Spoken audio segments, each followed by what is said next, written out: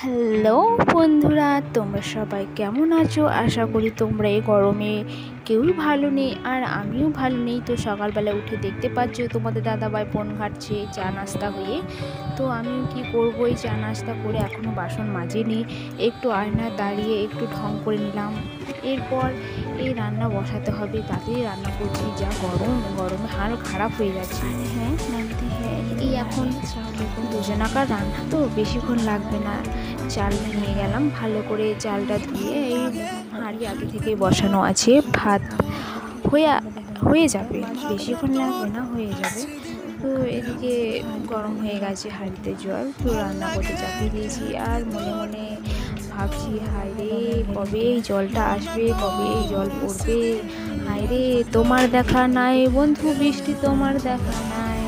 তো এই যে গান করতে করতে এই যে আলু কাটাটাও হয়ে গেল। আজকে না ভালো লাগছে না, আজকে মুখে স্বাদই পাওয়া যাচ্ছে না। তো আজকে একটু ভাবলাম চলো একটু ডাল আলু টক করা যাক।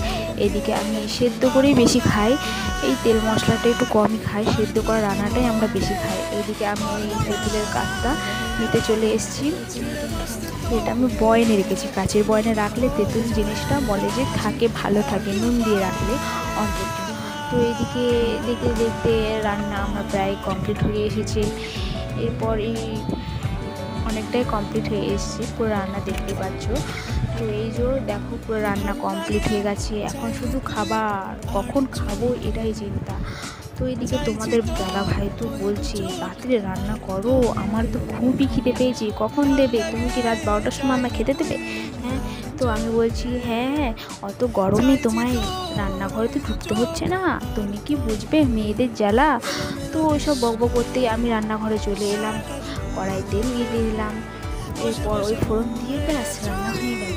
তো আজকের ভিডিওটা তোমাদের কেমন লেগেছে তোমরা সবাই একটু কমেন্ট করে জানিও।